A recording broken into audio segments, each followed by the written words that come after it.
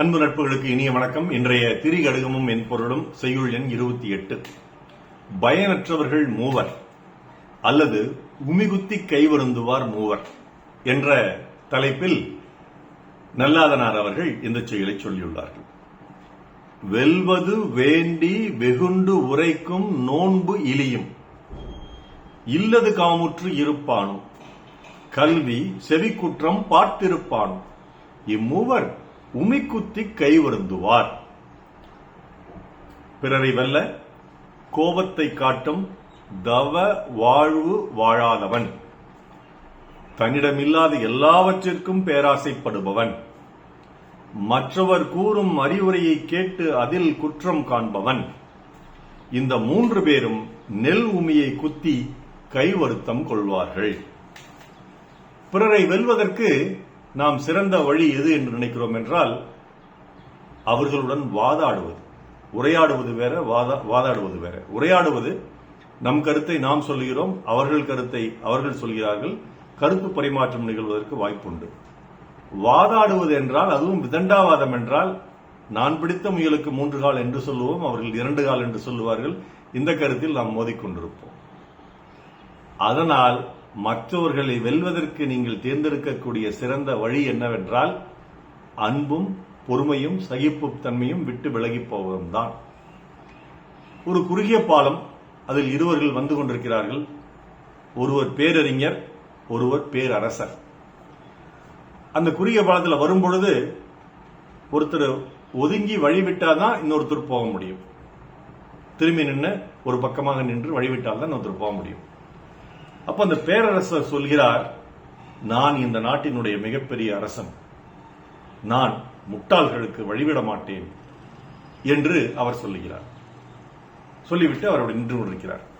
அந்த பேரறிஞர் சொல்லுகிறார், நான் வழிவிடுகிறேன் என்று சொல்லி அவர் திரும்பி விடுகிறார், இவர் போய்விடுகிறார். பேரரசுக்கு புரியல. பேரறிஞர் என்ன சொல்றாரு பேரரசரை பார்த்து, அவர் முட்டாள்களுக்கு வழிவிட மாட்டேன் என்று பேரரசு சொன்ன பிறகு, நான் வழிவிடுகிறேன் என்ன அர்த்தம்? முட்டாள்களுக்கு நான் வழிவிடுகிறேன், அப்ப நீதான் முட்டாள் என்று பொருள். அந்த மாதிரி பல சமயங்களில் கோபங்களை கையாள வேண்டியது இப்படித்தான், அல்லது வெற்றியை பெற வேண்டியது இப்படித்தான். தவ வாழ்வு வாழ்ந்தோம் என்றால், மனதை கட்டுப்படுத்தி வாழக்கூடிய அந்த வாழ்க்கையை வாழ்ந்தோம் என்றால் நமக்கு கோபம் வராது. இந்த மாதிரி எளிதான வகையில் நாம் அவர்களை வென்றுவிட முடியும். இதைத்தான் முதல் கருத்தாக நல்லாதனார் இந்த செயலில் சொல்லுகிறார். அடுத்தது, இல்லது காமுற்று இருப்பான். ஒரு மனிதர் கடைக்கு செல்கிறார். அது ஒரு மால், பெரிய மால். போய் சுத்தி பார்க்கிறார். ஃபுல்லா எதுவுமே பார்க்காம இல்ல வந்துட்டார். அப்ப அந்த வாயில் காப்பாளன் கேட்கிறான், என்னங்க ஐயா, நீங்க எல்லாம் போய் ஒரு கிட்டத்தட்ட 2 மணி நேரம் எல்லாம் சுத்தி பார்த்துட்டு வந்தீங்க, ஒண்ணுமே வாங்காம வந்துட்டீங்களே, வெறும் வேடிக்கை பார்க்கறதான் வந்தீங்களா அப்படின்னு கேட்கிறான்.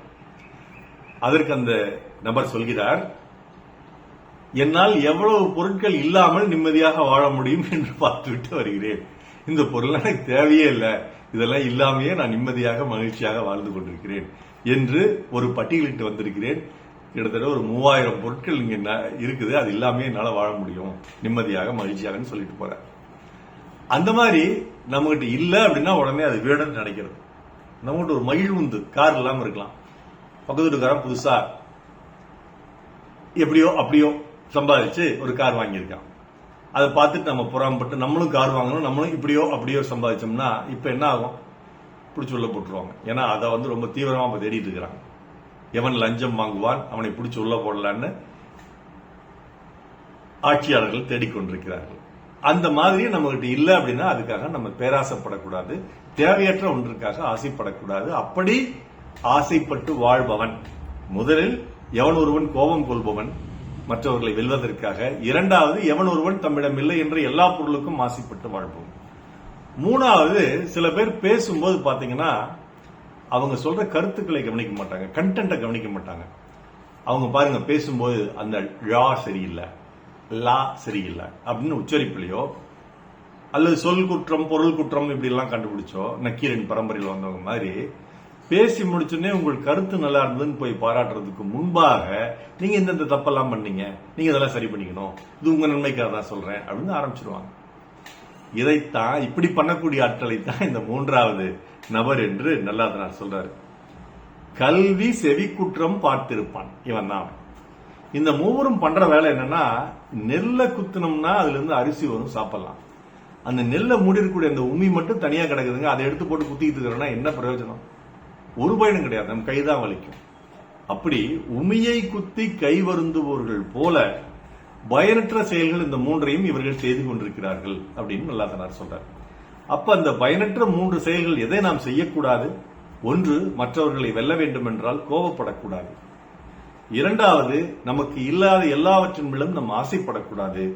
மூன்றாவது, பிறர் கூறும் நற்கருத்துக்களில் குற்றங்களை பார்க்கக்கூடாது. மீண்டும் செய்யுள். வெல்வது வேண்டி வெகுண்டுரைக்கும் நோன்பிலியும் இல்லதுகாமுற்று இருப்பானும் கல்வி செவி குற்றம் பார்த்திருப்பானும் இம்மூவர் உமிக்குத்தி கை வருந்துவார். நான் சிறக்க நற்றமை வாழ்த்துகள். மருத்துவர் ராமசெல்வரங்கம், ரிஷினை திரளையா, வெளியிடம், சேலம், கள்ளக்குறிச்சி, அரூர், ஈரோடு, கணவாளம், நாட்டோடு நன்றி. டாக்டர் செல்வரங்கம் குரல் யூடியூப் சேனல் ஷேர் பண்ணுங்க, லைக் பண்ணுங்க, கமெண்ட் பண்ணுங்க, சப்ஸ்கிரைப் பண்ணுங்க. வணக்கம்.